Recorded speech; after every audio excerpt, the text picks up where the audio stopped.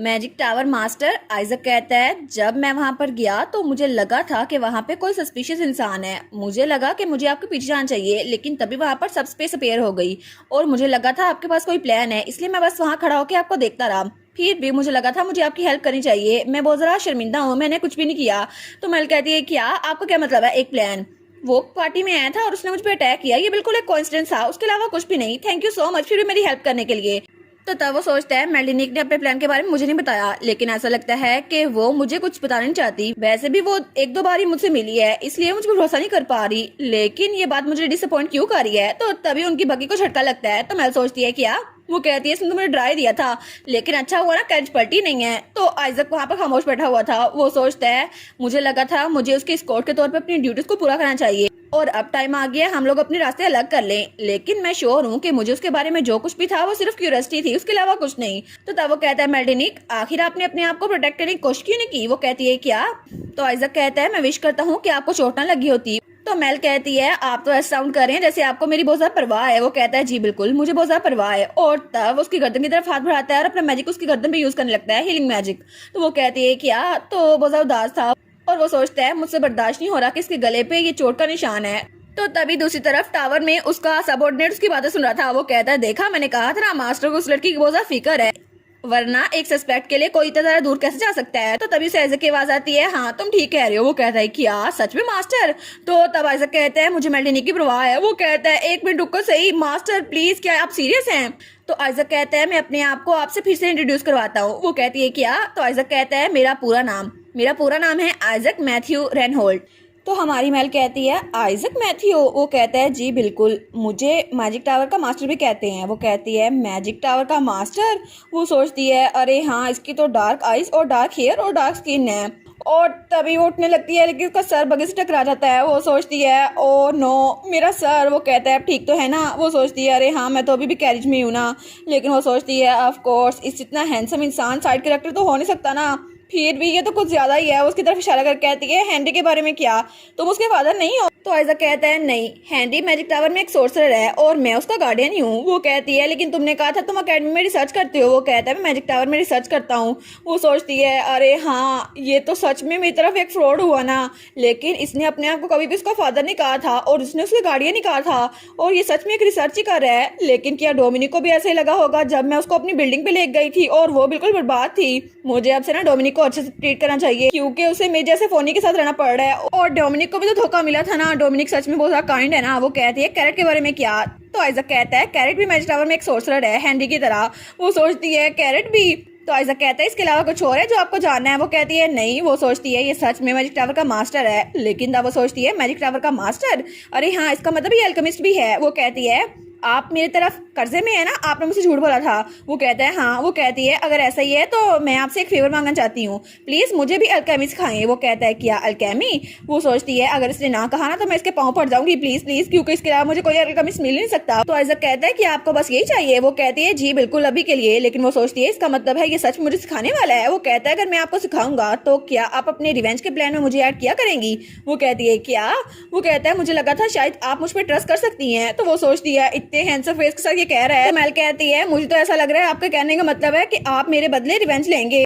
Isaac कहता है well हम दोनों लकी हैं क्योंकि जिस इंसान से आपने बदला लेना है वो वही इंसान है जिसने मेरी चीज चुराई थी। वो सोचती है क्या जिस इंसान को ये ढूंढ रहा था, इसका मतलब है वही इंसान जिसने आपसे वो कीमती चीज चुराई थी? वो कहता है जी बिल्कुल। वो सोचती है वो क्रेजी बास्टर्ड आखिर उसने सारी बेसिस क्यों चुरा ली? तो आइजक सोचता है क्या बेसिस? तो मेल सोचती है अच्छा होगा ना कि मैं मैजिक टावर के मास्टर की पावर को धार ले लूं, लेकिन ओरिजिनल स्टोरी में तो ये तो लिनोक्स को मारना चाहता था। क्या सच में अभी भी ऐसा कुछ होगा? लेकिन ऐसा लगता तो नहीं कि एक चोरी की वजह से किसी को मारने लग जाए। वो कहती है उसने जरूर आपसे कोई इंपॉर्टेंट चीज चुराई होगी है ना?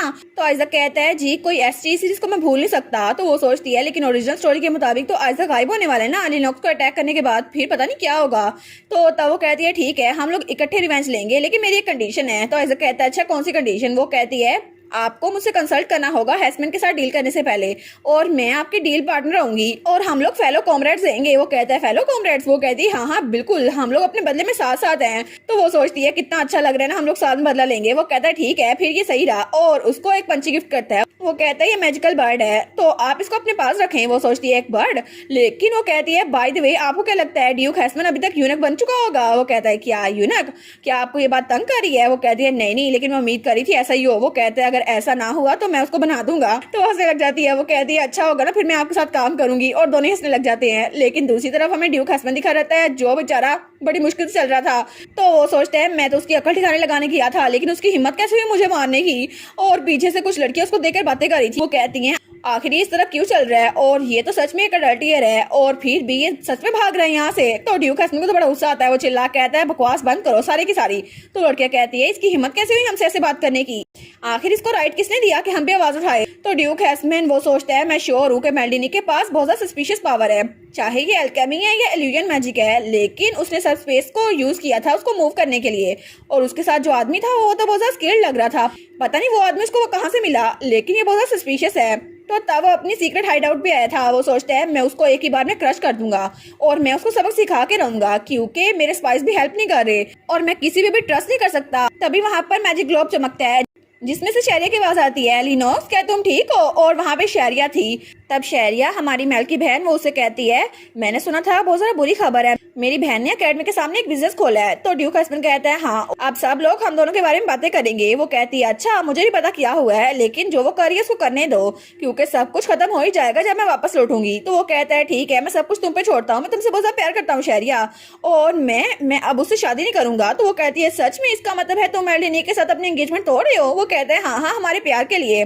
वो कहती है लिनोक सच में? तो लिनोक सोचता है शहरिया तो मेलडिनी को कट ऑफ करने में एक्सपर्ट है, लेकिन अगर हो सकता तो मैं उसको सबक सिखाता, उसने मुझे रिजेक्ट कैसे किया है। लेकिन तभी वो कहता है शहरिया ये क्या है, और उसके पीछे कुछ काम हो रहा था। वो कहती है अच्छा ये, लेकिन क्या तुम गुस्सा हो गया अगर मैं तुम्हें कहूँ ये सीक्रेट है लिनोक्स? वो कहते हैं नहीं मैं बस क्यूरियस था। वो कहती है कुछ ज्यादा नहीं है, लेकिन ये मेरी बहन के कर्ज के बारे में रिलेटेड है। वो कहता है लेकिन शहरिया वो लड़की बिल्कुल भी कर्ज नहीं है। तो शहरिया कहती है क्या तुम उस ब्लेसिंग की बात कर रहे हो जो ड्रैगन ने उनकी ब्लड लाइन को दी थी? उसके बारे में मुझे पता है, लेकिन लिनोक्स क्या तुम किंगडम में मुझसे मिलने आ सकते हो? वो कहता है क्या होली किंगडम में? वो कहती है हाँ बिल्कुल, यहाँ पे कोई ऐसी चीज है जिसके बारे में मुझे तुमसे बात करनी है, और मैंने अपनी मॉम सुना था कि मेलडिनी को फैमिली से निकाला जा रहा है, तो उसका मैं इंतजाम कर लूंगी और इस तरह मैं उस मुसीबत को जड़ से उखाड़ फेंकूंगी। तो वो कहता है मैं समझ गया, मैं जल्दी तुम्हारे पास पहुंच जाऊंगा। वो कहती है ठीक है मैं तुम्हारा इंतजार करूंगी और इसके बाद हम लोग एम्पायर इकट्ठे लौटेंगे। वो कहता है ठीक है, और उसके बाद वो सोचता है सच में शहरिया कुछ ना कुछ प्लान कर रही है। तो वो सोचते हैं अच्छा हुआ, लेकिन जैसे ही मेलडिनी कॉमनर बन गई ना उसका काम खत्म करना ये तो बहुत आसान होगा। शहरिया का प्लान तो बहुत जबरदस्त है, लेकिन तभी वो लंगड़ाने लगता है। वो सोचता है आखिर उससे मुझे मारना क्यों जरूरी था,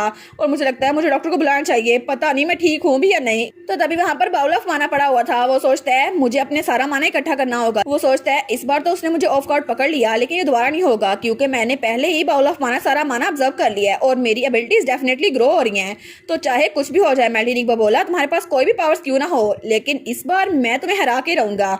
और उसके बाद सीन होता है और हमें अकेडमी का सीन दिखा रहता है जो कि गर्ल्स अकेडमी थी। वहाँ पर हर कोई बातें कर रहा था सच में वो एक अडल्टियर है, वो सच में एक जरा बेशरम है, और ये सारी की सारी बातें भिलाई थी मैथ्यू सेला ने जो कि उस पार्टी की होस्ट थी। तो तब दरवाजा खोलती है। वो कहती है मुझे माफ करना मैं थोड़ी लेट हूँ, एक गॉसिप कॉलम था जिसे मैं तुम लोग को इन्फॉर्म करना भूल गई, इसलिए मैं यहाँ पर आई हूँ। और आप लोग को पता है ना हम लोग यहाँ पर क्यों जमा हुए हैं, है ना? क्या सब लोग को याद है मास्क बॉल में क्या हुआ था? तो वो वहाँ पे लड़कियां बैठी हुई थी। वो कहती है जी, लेकिन उनमें से एक लड़की कहती है मुझे बहुत ज्यादा बुरा लग रहा है, आखिर उस आदमी का ऐसा करना क्यों जरूरी था? वो तो सच में उसकी बहन के साथ अफेयर चला रहा था, मुझे लगा था मुझे उसकी हेल्प करनी चाहिए, और मैंने भी इसके बारे में रूमर्स फैलाई हैं और सब लोग हमारी मेलडिनी का साथ दे रहे थे। तो तब वो कहती है ठीक है तो हम लोग प्रे शुरू करते हैं, और एक दूसरे का हाथ पकड़ती है। तो मैथ्यू सेला कहती है ठीक है हम लोग प्रे करते हैं कि लेडी मेलडिनी वो हमेशा खुश रहे और रेट्रो ट्रेंड्स का एरा वापस आ जाए। तब हमें बताया जाता है सुपेरिया अकेडमी में सबका क्लब बना हुआ है और वहाँ पे बहुत ज्यादा प्रेस्टिजियस लड़कियां वहाँ पर क्लब बनाती हैं, और उनमें से एक क्लब इन लड़कियों का भी था जो कि बहुत ही ज्यादा अमेजिंग थी, और इनको रेट्रो चीजें बहुत ज्यादा पसंद थी जो कि पुराने जमाने की थी। लेकिन उन सब की लीडर थी लेडी मैथ्यू सेला, जिसको उन लोगों से बहुत ज्यादा नफरत थी जो कि अफेयर्स चलाते थे, और उसको एम्पीरियल फैमिली का साथ देना बहुत ज्यादा पसंद था। और लेडी मैथ्यू सेला वो तो रेलिक से नफरत करती थी, और उसको वो चीजें बहुत ज्यादा पसंद थी जो कि पुराने जमाने की होती थी, और वो उन चीजों को संभाल के रखती थी चाहे कुछ भी हो जाए, और वो चाहती थी कि उनका ट्रेंड वापस आ जाए, इसलिए उन्होंने एक क्लब शुरू किया था और ओल्ड ऑब्जेक्ट को वो हमेशा शुरू किया करती थी। तो तब उनकी मीटिंग खत्म होती है तो लेडी मैथ्यूसेला बाहर निकलती है। तब वहाँ पर कोई कहता है, लेडी मैथ्यूसेला, मैंने देखा कि आप फिर से उन लोअर क्लास लेडी के साथ खेल रही थी, लेकिन बाय द वे सच में आखिर ये कोर्सेज है क्या? ये डिजाइन तो बहुत आउटडेटेड लग रहा है। तो मैथ्यूसेला कहती है, तुमने क्या बोला? तो वहाँ पे एक छोटी बच्ची आती है, वो कहती है नहीं इग्नोर करें लेडी मैथ्यूसेला। तो वो लड़की कहती है, मुझे माफ कीजिएगा, मुझसे गलती हो गई। वो सोचती है ये हेयरलूम मेरी ग्रेट ग्रैंड मदर ने मुझे दिया था और ये मतलब बहुत प्रीशियस है। वो कहती है, मैं तुम्हारी अपॉलजी को एक्सेप्ट करती हूँ, लेकिन आइंदा से फ्यूचर में थोड़ा केयरफुल रहना। वो कहती है, जी जी ऑफ कोर्स। और उसके बाद वहाँ चलने लगती है। वो कहती है, लेकिन मैंने सुना है कि तुम लेडी शेरिक के साथ बहुत क्लोज हो, है ना? वो कहती है, क्या? तो मैथ्यूसेला कहती है, आई होप कि तुम उनके साथ अच्छी दोस्त बन के रहो। वो सोचती है हमारे टेस्ट मिलते नहीं है, लेकिन फिर भी मैं इसके टेस्ट पे कोई पाबंदी नहीं लगा सकती, लेकिन जहाँ पे इज्जत की बात आ जाए तब मैं पीछे नहीं हटूंगी। और तब वो हमारी मेल को लेटर लिखती है और हमें मेल के स्टेशनरी शॉप का सीन लिखा रहता है। वहाँ पर उसने लेटर में लिखा था, आप कैसी है, मैं आपको एक आइटम की कमीशन के तौर पर लिख रही हूँ लेडी मेलिनिक, मैं उम्मीद करती हूँ आप इसको पूरा कर देंगी। और वहाँ पे उसने पूरी लिस्ट बनाकर भेजी थी कि हमें ये कंडीशंस पे ये चीज चाहिए, तो प्लीज हमें बना दें। तो हमारी मेल तो बहुत ज्यादा थक गई थी। वो सोचती है, मेरे पास तो माना भी नहीं बचा, अब मैं ये चीज कैसे बनाऊंगी और पता नहीं मुझे चीज क्या बनानी चाहिए। तो डोमिनिक वहां पर आता है। वो कहता है, वेल इससे भी अच्छा कोई अच्छी चीज होने वाली है। वो कहती है, कोई अच्छी चीज? वो कहता है, हाँ हाँ, कल तो बहुत ज्यादा बड़ा दिन है ना, कल तुमने डिसओन होना है। वो कहती है, अरे हाँ मुझे याद आया। तो डोमिनिक कहता है, लेकिन ये इतना बड़ा मामला नहीं है, फिर भी इतने सारे लोग क्यों आ रहे हैं? तो वो कहती है, ऐसा लगता है बहुत सारे नोबल और रिपोर्टर्स आ रहे हैं उस ट्रायल के दौरान, क्योंकि सब लोग चाहते हैं कि मुझे मेरे घर से निकाला जाए और मैं अपने घर के लिए शेम बन जाऊं। वो कहता है, अच्छा लेकिन ये क्या है मेल? और उसको वो पिजन दिखाता है, वो बर्ड जो उसको आइजक ने दिया था। वो कहती है, अच्छा ये बर्ड ये मुझे मेरे कॉमरेड ने दिया है। वो कहता है, क्या कॉमरेड ने? वो कहती है, हाँ कुछ ऐसे ही समझ लो। तो वो कहती है, अरे हाँ उसको यहाँ भी होना चाहिए था। तो डोमिनिक कहता है, क्या कोई आने वाला था? वो कहती है, हाँ कोई आने वाला था। और तभी दरवाजा खुलता है और वहां से प्रिंस एक्सियोन आता है। वो कहता है, मेल मैं आ गया। तो तब उसके पास आता है। हमारी मेल कहती है, क्या तुम मुझे अपने फादर से मिलवा सकते हो? वो कहता है, लेकिन तुम उनसे मिलना क्यों चाहती हो? तो हमारी मेल कहती है, ये थोड़ा कॉम्प्लिकेटेड है, लेकिन अगर मैं कुछ ज्यादा पूछ रही हूँ तो तुम्हें मेरी हेल्प करने की जरूरत नहीं है। तो प्रिंस कहते हैं, नहीं कोई बात नहीं, तुम उनसे मिल सकती हो, मुझे बहुत ज्यादा खुशी होगी और मैं चाहता हूँ कि तुम हमारी फैमिली गैदरिंग में भी आओ। तो मेल सोचती है, क्या तुम्हारी फैमिली गैदरिंग में? वो सोचती है, ये बच्चा कुछ और तो नहीं सोच रहा। तो प्रिंस एक्सियोन कहता है, हाँ तो मेरे घर आना, मैं तुम्हें अपने कूल ब्रदर से इंट्रोड्यूस करवाऊंगा और अपने फादर से भी, लेकिन मेरी मॉम सिक है, फिर भी तुम उनके साथ मिल सकती हो। और 100 दिनों में मेरी बर्थडे भी आने वाली है। लेकिन तब वो टेबल पे देखते हैं। वो कहता है, क्या ये क्या पड़ा हुआ है? और वहाँ पे उसका डिसऑनमेंट लेटर पड़ा हुआ था। तो हमारा एक्सियोन कहता है, तुम्हें पता है मेल? वो कहती है, हाँ क्या हुआ? तो वो कहता है, मुझे फर्क नहीं पड़ता चाहे तुम एक नोबल हो या फिर नहीं। वो कहती है, जियोन।